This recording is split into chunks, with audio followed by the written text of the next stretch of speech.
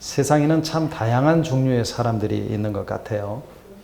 색깔도 그렇고 언어도 그렇고 삶의 방식과 문화도 그렇고 얼마나 다양한지 헤아릴 수 없을 조차만큼 다양하고 많습니다.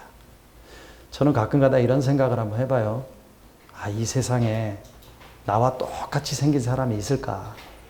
혹시 여러분들 이 세상에 나와 똑같이 생긴 사람들이 있다면 발견하신 분들에게는 제가 상금을 드리겠습니다. 어떻게 저와 똑같은 사람을 한번 보셨어요? 이 세상에 그렇게 많은 사람들이 살고 있지만 저와 똑같은 사람은 그 어디에서도 찾을 수가 없습니다. 그 사실이 참 신기하지 않습니까? 그런데 사람들이 그렇게 모두 다르지만 사람은 역시 사람인 것 같아요. 외국에 나가 보니까 우리나라 사람이나 미국 사람이나 유럽 사람이나 동남아에 있는 사람들이나 사람이 사는 것은 비슷비슷하고 거의 다 똑같아요. 먹고, 자고, 울고, 웃고, 시집장가 가고, 아이 키우고, 살아가는 것이 이렇게 특별하게 다른 것이 없고 거의 다 비슷비슷해요. 특별히 누군가를 의지하며 살아간다는 점에서 다를 것이 전혀 없습니다. 이 세상의 모든 사람들은 누군가를 의지하면서 살아갈 수밖에 없습니다. 경제적으로도 그렇고요. 정신적으로도 그렇고요. 감정적으로도 그래요. 사람은 태어나면서부터 죽을 때까지 누군가를, 무엇인가를 의지하면서 살아갑니다. 갓난아이 때는 그렇다 손 치더라도 여러분 어른이 되고 나면 다른 사람의 도움이 전혀 필요 없을까요? 아닙니다. 아무리 어른이 되어서 자신의 인생을 스스로 힘으로 살 수 있게 되었다 하더라도 여전히 누군가의 도움이 필요한 것이 인간 아닙니까? 기댈 언덕이 있어야 돼요. 그래서 사람은 이성의 짝을 만나서 결혼을 해서 가정을 꾸리려고 하지 않습니까? 여러분이 아시는 대로 사람 인자는 두 사람이 서로 이렇게 기대어 있는 모습으로 만들어지게 된 것도 바로 이것 때문 아닙니까? 그러니까 인간은 누군가를 의지하면서 살아가는 존재입니다. 그런데 의지하는 대상이 누구인가에 따라서 사람들의 종류가 두 가지로 나눠진다는 얘기예요. 어떤 사람들은 다른 사람을 의지합니다. 돈 있는 사람, 힘 있는 사람, 높은 자리에 있는 사람을 의지하려고 애씁니다. 거기에 줄대기 위해서 얼마나 애쓰는지 몰라요. 어떤 사람은 자기 자신의 힘을 의지합니다. 하나님을 믿으려면 차라리 내 주먹을 믿겠다라고 큰 소리 치는 사람이 우리 주변에 얼마나 많습니까? 어떤 사람은 뭐니 해도 머니가 제일이라고 생각하면서 머니를 의지하고 살아갑니다.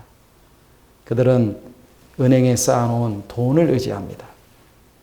어떤 사람들은 가족들을 의지해요. 누가 뭐라고 그렇게 해도 가족 간에 어떤 간에 1차 대전, 2차 대전, 3차 대전이 가정 가운데 일어나도 자기를 이해해 줄 것이라고 생각합니다. 어떤 사람들은 신적인 존재를 의지합니다. 자연현상을 어떤 신적인 존재로 만들어 놓고 의지하기도 합니다. 돌을 섬기기도 하고 우리보다 힘센 폭풍을 두려워하기도 하고 샤머니즘, 토테니즘이 여기서 나오는 것 아니겠어요? 우리 기독교인들처럼 유일신 하나님을 의지하면서 살기도 합니다. 그러니까 사람들의 의지 대상이 참으로 많은 것 같지만 엄밀하게 따져보면 두 가지 중에 하나입니다. 사람을 의지하는 사람과 하나님을 의지하는 사람입니다. 여러분 오늘 본문 7절과 8절을 한번 보십시오. 무릇 여호와를 의지하며 의뢰하는 사람은 그는 물가에 심겨진 나무가 그 뿌리를 강변에 뻗치고 가문은 해도 걱정이 없고 결실이 그치지 아니함과 같으리라 라고 말씀하고 있습니다. 여러분, 이 말씀을 주실 때 그 예레미야가, 이 눈물의 선지자 예레미야가 이 말씀을 증거하던 그 당시 이스라엘은 참담했습니다. 북이스라엘 왕조가 이미 아수르 제국에 망한 지 오래였습니다. 남겨진 남유다 또한 바벨론 제국의 침략으로 말미암아 나라가 점점 망해가던 그런 형편에 있던 시기였습니다. 유다 사람들은 바벨론 제국과 가까이 하고 애국 제국과 가까이 하면 이 양쪽에 이게 사이에 끼어 있어서 어느 때는 바벨론 편에 섰다가 어느 때는 애국 편에 섰다가 하면서 왔다 갔다 갈팡질팡하면서 주전 587년에 나라가 완전히 망하게 되었습니다. 성도 여러분, 나라가 망했는데 어떻게 하나님을 의지하고 신뢰할 수 있겠어요? 망하기 전에 하나님께서 나라를 좀 이렇게 보호해주고 지켜줘야 되는 것 아닙니까? 그러니까 고난과 어려움 가운데 삶에 지쳐있는 사람이 하나님을 의뢰하고 하나님을 신뢰하면 밥이 나옵니까? 돈이 나옵니까? 고난과 삶의 시련이 올 때는 인간적인 모든 방법을 찾아서 해결해야 되는 것 아니에요? 혹시 나를 도와줄 사람이 있다면 그 사람을 바라보면서 의지하고 믿어야 되는 것 아닙니까? 이렇게 어려울 때 아무런 대안 없이 하나님을 의지하고 하나님을 신뢰하라고 하니까 아주 이성적으로 합리적으로 강한 사람들은 기독교가 현실 감각이 없다라고 하면서 떠나가는 것 아니에요? 그런데 여러분, 이렇게 적박한 상황 가운데 이스라엘 백성들로 하여금 왜 하나님을 의지하게끔 만들었을까요? 무엇이 패망한 이스라엘 백성들로 하여금 하나님을 신뢰하게끔 만들었을까요? 성도 여러분, 사람을 믿는다라고 하는 것은 마음이 하나님에게서 떠난 사람이라는 말씀이에요. 힘이 있는 사람, 권력 있는 사람, 돈 있는 사람을 찾아다니면서 줄 잘 서면 출세하고 성공하는 것처럼 생각하는 사람은 결국 그 마음이 하나님에게서 멀리 떠난 사람입니다. 하나님을 믿지 않는 세상 사람들이라면 이런 말할 필요가 없을 것입니다. 그런데 하나님을 믿는 이스라엘 백성들이 하나님보다 사람의 힘을 의지했습니다. 하나님의 생각보다는 사람의 지혜와 사람의 훈계와 사람의 생각과 사람의 꼼수와 사람의 소견을 더 의지했습니다. 하나님의 백성이라는 이스라엘 백성들이 하나님보다 애굽이나 바벨론의 권력과 돈과 방법을 더 의지했기 때문에 눈물의 선지자 이사야가 지금 이렇게 말씀하고 있는 겁니다. 그런데 예수 사랑교회 성도 여러분, 하나님은 오직 나 여호와만 의지하고 신뢰하라라고 말씀합니다. 오직 여호와 하나님만 의뢰하라라고 말씀하십니다. 왜냐하면 어려운 일이 생기면 더 가까이 하나님께 나오고 더 하나님께 매달리고 더 하나님께 기도하기를 원하시는 거예요. 그런데 바벨론이나 기웃기웃거리고 애굽이나 기웃기웃거리면서 어떻게든 위기를 모면하려고 하는데 그렇게 하면 모면할 수 있어요, 없어요? 모면할 수 없다는 것입니다.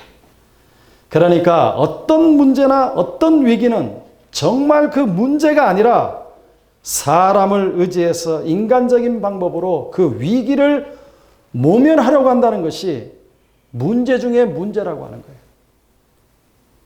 오늘 본문에 보면 하나님은 이스라엘 백성들에게 이 세상에는 하나님의 저주를 받을 사람이 있다라고 경고하고 있습니다. 예레미야 선지자는 하나님을 떠나 우상에게 절하며 그 우상에게 자녀들의 운명을 맡겼던 그 가증스러운 백성들의 죄악을 지적하고 있는 것을 볼 수 있습니다. 여러분, 예레미야 16장 17절과 18절을 보십시오. 이는 내 눈이 그들의 행위를 살펴보므로 그들이 내 얼굴 앞에서 숨기지 못하며 그들의 죄악이 내 목전에서 숨겨지지 못함이라. 내가 우선 그들의 악과 죄를 배나 갚을 것은 그들이 그 미운 물건의 시체로 내 땅을 더럽히며 그들의 가정한 것으로 내 기업에 가득하게 하였음이라. 여러분, 무엇을 말씀하고 있어요? 예레미야의 외침은 유대 백성들의 죄악이 하나님 보시기에 너무나 추악하기 때문에 이것을 들춰내고 있는 것을 볼 수 있습니다. 그런데 유대 백성들은 예레미야의 경고에 아랑곳하지 않았습니다. 그 당시 강대국인 애국과 바벨론 등의 동맹관계를 확실하게만 하기만 하면 우리에게는 환란이 없다, 우리에게는 위기가 없다, 우리에게는 어려움이 없다, 우리에게는 고난이 없다라고 생각을 했어요. 여러분, 사람은 누구나 저주받기를 원하는 사람이 있어요? 없어요. 이 세상에 저주를 받기를 좋아하는 사람이 있을까요? 없어요. 이 세상에 저주를 환영하는 사람은 한 사람도 없습니다. 그런데 여러분, 사람의 저주도 충격적이지만 하나님의 저주를 받으면 그 인생은 불행해지고 망한다라고 말씀하고 있어요. 그런데 하나님께 저주받는 세 가지 조건이 분명하게 나타나죠. 그 첫 번째가 뭐냐? 사람을 믿는 겁니다. 여러분, 사람은요, 믿음의 대상이 아니라 사람은 사랑의 대상이에요. 사람은 신뢰의 대상이 아니라 사람은 사랑해 줘야 될 대상입니다. 보이지 않는 하나님보다 보이는 사람을 신뢰하고 믿는 것을 얘기하죠. 사람을 의지하고 사람을 믿는 것은 저주와 패망의 지름길입니다. 특별히 젊은 사람들 분명히 아셔야 돼요. 여러분들 앞으로 사업을 하고 그럴 때 주변에 있는 사람을 믿는다든지 하면 안 되고 예수님을 믿고 예수님을 의지하면서 사업을 하시고 예수님이 빛나는 사업이 될 수 있도록 여러분들이 기도해야 됩니다. 왜? 사람 의지하다가 망한 사람 한두 사람이 아니에요. 보증 써주다가 사람 믿고 하다가 원수가 된 사람이 한두 사람이 아닙니다. 또 저주받는 인생에 대해서 얘기하는데 육신으로 힘을 삼는 것입니다. 인간의 지혜나 건강이나 물질을 의지하는 것이 여러분 복이 아니라 저주예요. 그러니까 육신으로 힘을 삼겠다라고 하는 것은 오늘 본문에 나오는 사막의 떨기나무, 좋은 일을 보지 못하고 광야의 메마른 땅에 사는 것과 같다라고 얘기합니다. 광야처럼 메마르고 아주 비참한 인생을 산다라고 하는 것입니다. 세 번째는 여호와에게서 떠난 사람이 저주를 받게 됩니다. 나의 생각과 기준에 맞지 않아도 모든 것을 하나님의 기준에 절대적으로 맞추어야 하나님의 저주에서 면함을 받습니다. 그런데 그 당시 유대나라는 민족의 변형에 만족하면서 더욱 경제적인 풍요에 기대를 걸고 살았습니다. 그러니까 강대국과 동맹을 맺고 경제적인 안정을 구하는 그때 또 무엇이 필요하겠냐라고 하는 거예요. 이 사람들에게는 돈이 최고라는 얘기예요. 그래서 오늘 본문 예레미야 17장 5절에 보면 무릇 사람을 믿으며 혈육으로 그 권력을 삼고 라고 말씀하고 있죠. 여러분 아세요? 실상 국가 간의 동맹도 뭐가 우선이에요? 국익이 우선이에요. 아무리 혈맹 그러지만 국익에 반하면 가차없이 잘라버리는 게 이 동맹국의 행태입니다. 자국의 이익을 위해서는 동맹국도 배신하고 짓밟아버리는 것이 강대국의 속성 아닙니까? 어느 국가도 자선단체처럼 일방적으로 돕기만 하는 나라는 없습니다. 우리가 사는 세상은 하나님보다 눈에 보이는 것을 의지하는 경우가 많죠. 그럴 때 우리는 예수 그리스도의 제자로서 눈에 보이는 세상의 부귀 영광을 버리고 우리는 복음을 위해서 매진하고 복음을 위해서 살아가야 될 줄로 믿습니다. 그런데 하나님은 이스라엘 백성들에게 복받을 자가 있음을 우리들에게 말씀하고 있어요. 여러분 본문 7절 한번 보십시오. 우리 나같이 다시 한번 읽겠습니다. 다 같이 읽겠습니다. 시작. 그러나 물은 여호와를 의지하며 여호와를 신뢰하는 그 사람은 복을 받을 것이다. 무엇을 말씀하고 있어요? 믿음이 있는 사람은 자신의 지식과 자신의 지혜를 의지하지 않는다라고 말씀합니다. 자신을 의지하지 않고 전능하신 하나님을 의지한다라고 말합니다. 본문은 하나님을 의지하는 사람은 물가에 심기운 나무 같다라고 말씀하고 있어요. 사막에 심기운 떨기나무는 아무런 가치가 없습니다. 왜 그래요? 물 공급을 받지 못하는 지역에 사니까. 그렇게 살다가 메마른 삶을 살다가 죽어버리는 거예요. 그러나 물가에 심기어진 나무는 물 공급을 충분하게 받으니까 풍성한 나무의 열매를 맺는다라고 말씀하고 있어요. 여러분 시편 1편에 보면 복 있는 사람은 악인의 꾀를 쫓지 아니하며 죄인의 길에 서지 아니하며 오만한 자의 자리에 앉지 아니하고 오직 여호와의 율법을 즐거워하여 그 율법을 주야로 묵상하는 자로다.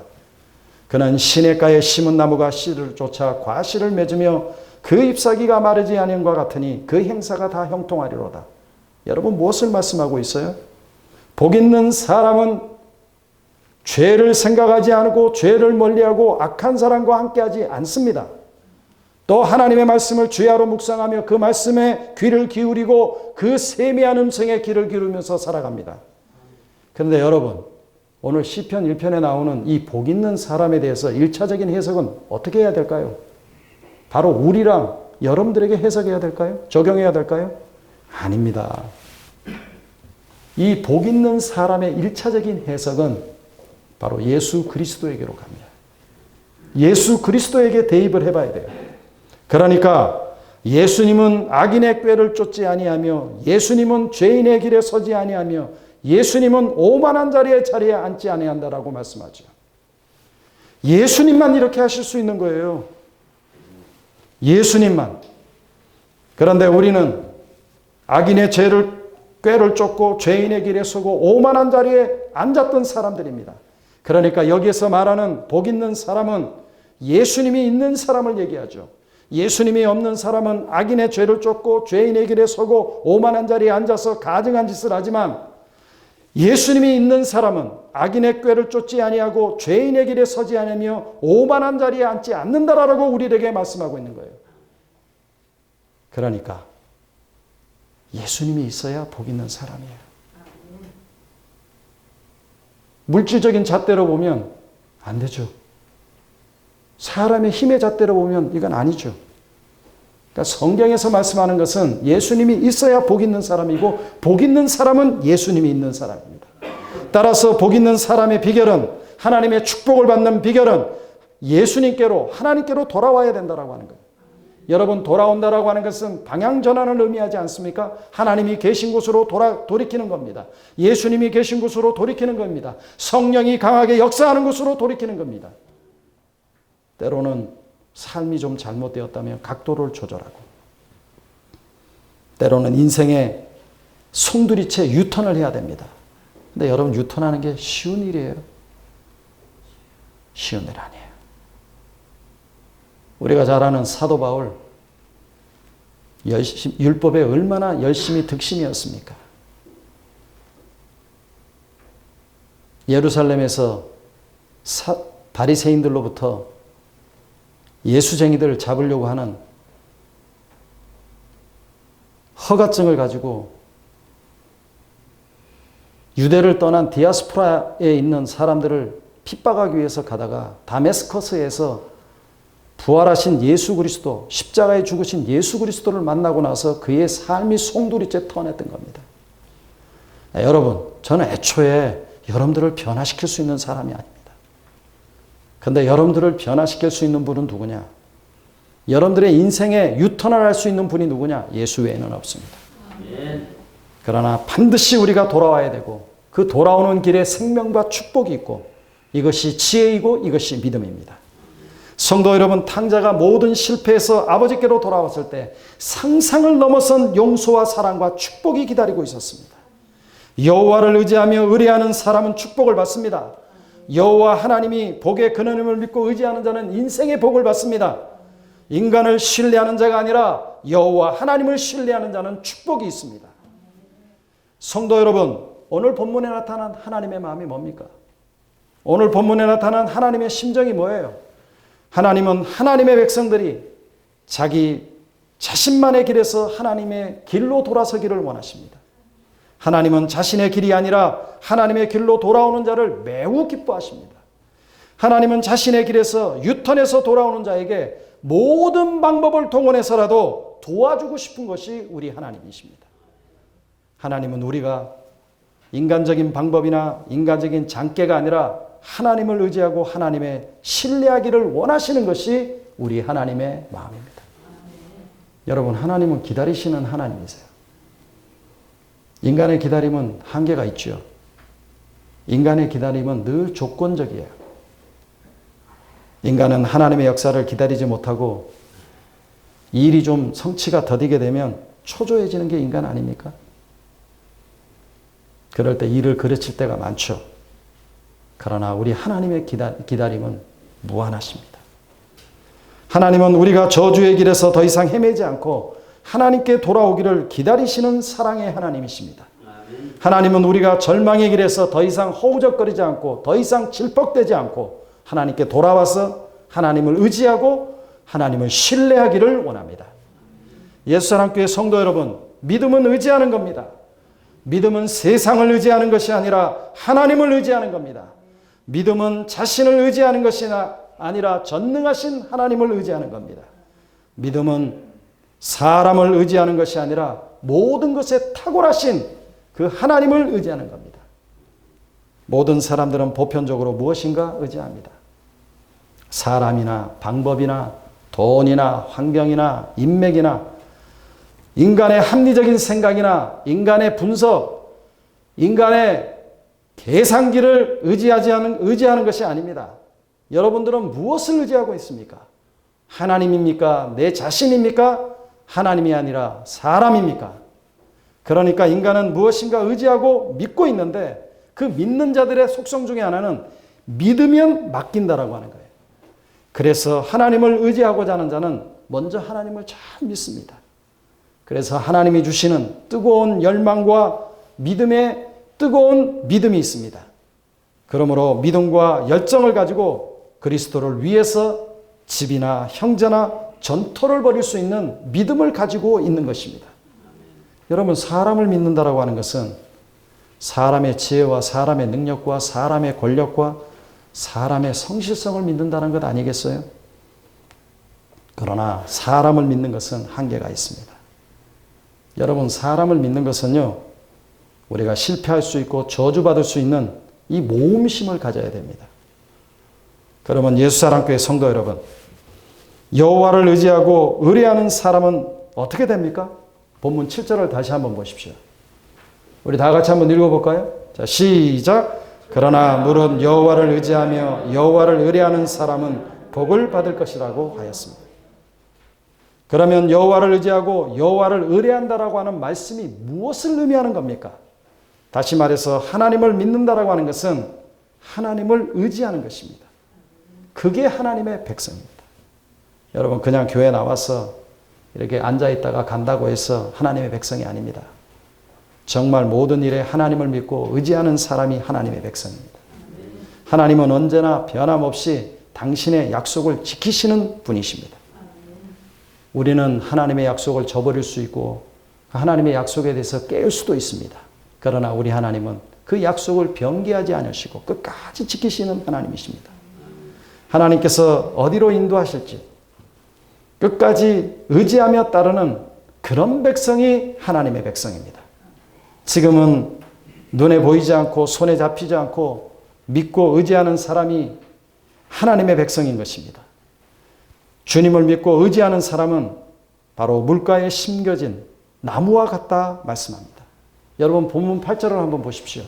우리 다 같이 한번 읽어볼까요? 자, 시작. 물가에 심겨진 나무가 그 뿌리를 강변에 뻗치고 더위가 올지라도 두려워하지 아니하며 그 입이 청정하며 가무는 해에도 걱정이 없고 결실이 그칠이 아니한과 같으리라. 할렐루야. 여러분, 여기서 말하는 물가는 특별히 이렇게 물이 잘 흐르도록 만들어 놓은 광개수로를 말씀하는 겁니다. 여러분, 광개수로는 근원지의 물을 논밭으로 잘 보내기 위해서 만들어 놓은 것을 말씀합니다. 그 물길을 얘기하는 거예요. 그러니까 1년 내내 어떠한 기후 조건에서라도 풍성하게 물을 공급될 수 있도록 만들어진 그 광개수로 옆에 심겨진 나무와 같이 언제라도 필요한 물을 섭취할 수 있기 때문에 크고 튼튼하게 자랄 수 있습니다. 굳이 생존을 위해서 물을 찾는 일에 모든 정력을 쏟을 필요가 없기 때문에 꽃을 피우고 열매를 맺고 남을 유익하게 하는 일에 힘을 쏟을 수가 있습니다. 사랑하는 성도 여러분, 하나님은 관계수로입니다. 우리의 관계수로는 의지할 것 없는 인간이 아니라 하나님입니다. 하나님의 관계수로의 물의 근원지는 하나님이 물의 근원지입니다. 그러므로 우리는 하나님을 더 신뢰하고 의뢰하고 하나님을 더욱더 의지하는 여러분들이 되어지기를 바랍니다. 그렇게 될 때 물가에 심겨진 나무가 될 것입니다. 자신을 의지하거나 다른 사람을 의지하면서 살아가는 사람은 사막의 가시덤불과 같은 사람입니다. 그러니까 우리는 사막의 가시덤불이 아니라 예수님을 믿고 예수님을 의지하면서 우리의 예수님이 공급해 주시는 은혜로 풍성하게 매일매일 살아가는 물가에 심겨진 나무인 것을 확신하면서 살아가야 될 줄로 믿습니다. 예수사랑교회 성도 여러분, 하나님은 하나님을 의지하고 하나님을 신뢰하는 자에게 축복하시는 하나님이십니다. 하나님은 하나님이 인도하실 때는 모든 것을 인도하신다는 하나님의 절대 주권을 믿지 않고 사람의 말을 의지하고 사람의 말을 신뢰하는 사람은 하나님이 아주 싫어하면서 내치는 사람이고 저주하는 사람입니다. 하나님은 하나님보다 인간의 말에 기울이는 자를 이스라엘처럼 쓸어버리시지만 하나님을 의지하고 하나님을 신뢰하는 자에게는 무한하게 축복하시는 하나님입니다.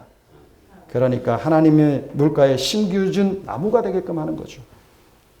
사시사철 물이 흐르는 하나님의 축복의 관계수로에 심겨진 푸른 나무가 되게 하십니다.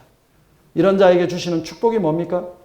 하나님은 물가에 심겨진 나무는 근심과 두려움이 없는 삶을 살게 됩니다. 어떤 고난과 역경도 그에게 복을 뺏어갈 수가 없습니다. 여러분, 관계수로 옆에 뿌리를 뻗은 그리고 충분하게 믿음으로 살아가는 사람에게 그 축복을 빼앗아갈 자가 누가 있겠습니까?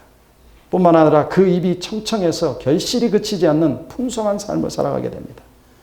시절을 쫓아 줄곧 과실을 맺으면서 그 잎사귀가 마르지 않고 모든 행사가 형통을 누리는 축복의 인생을 살게 됩니다. 그리고 인생의 뿌리를 하나님 말씀에 내린 자입니다.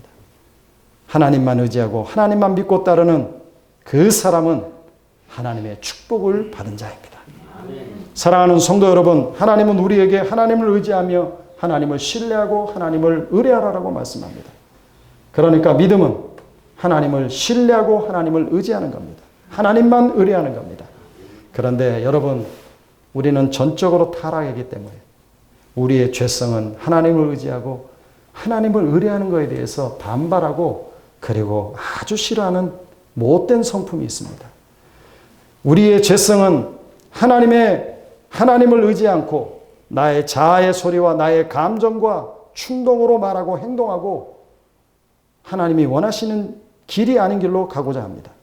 그러나 믿음은 우리 죄성에 의해서 움직이는 것이 아니라 하나님을 신뢰하고 하나님을 의뢰하는 겁니다. 성도 여러분, 만약 우리가 하나님의 자녀가 아니라면 우리는 더 이상 하나님을 의지하지 않고 내 감정에 치우셔서 모든 것을 결정하고 행동할 것입니다. 교회의 덕을 생각하지 않고 자신이 왕이 돼서 자신의 감정대로 생각하고 행동할 것입니다.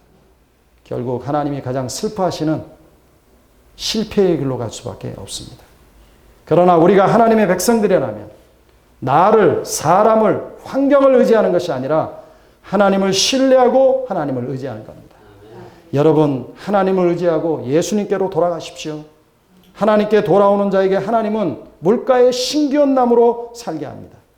하나님께 돌아오는 자에게 하나님은 이 가을에 모든 만물이 열매를 주렁주렁 맺듯이 영적인 열매를 맺게 할 것입니다.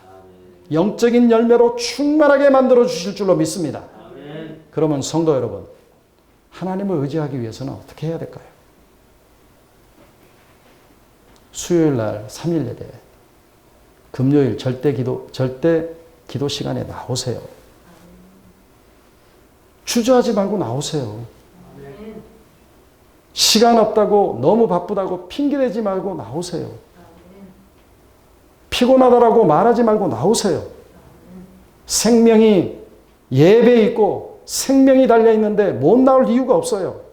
예배를 통하여서 예수님을 만나야 되고 예배를 통하여서 영존하시는 하나님을 만나야 되고 예배를 통하여서 성령의 역사를 경험해야 됩니다. 그리고 기도하셔야 돼요. 기도해야 응답이 있고 기도해야 역사가 있습니다. 여러분 일주일 동안 삶 가운데 여러분들이 기도했는데 기도에 응답이 없었습니까? 아니면 여러분들이 기도를 안 해서 응답을 받지 못한 경우는 있지 않습니까? 여러분 코로나19를 극복하기 위해서 여러분들이 모든 인간적인 방법을 다 강구해 보지 않았습니까? 그런데 변화가 있어요? 변화가 없습니까? 모든 것이 막혀 있는 것처럼 막막합니까? 그러면 나와서 기도해야 됩니다. 기도해야 응답이 있어요. 건강의 문제, 병원에 가서 그 정도 했으면 이제는 살아계신 하나님 앞에 나와서 생명을 걸고 한번 기도해 봐야 되는 거 아니에요? 여러분들의 영혼 구원에 대해서 남편, 아내, 자식을 위해서 여러분들이 그렇게 권면도 많이 하고 칭찬도 하고 그들을 위해서 기도도 그들을 위해서 했다면 문제 해결이 안 됐다면 이제는 하나님 앞에 나와서 주님 이 생명 살려달라고 생명을 걸고 기도해야 되지 않을까요? 아멘. 자녀의 문제, 인격의 문제, 영적인 문제 주님 앞에 나와서 기도해야 되지 않을까요? 인간적으로는 변화가 없습니다. 인간적인 노력으로는 변화가 없어요.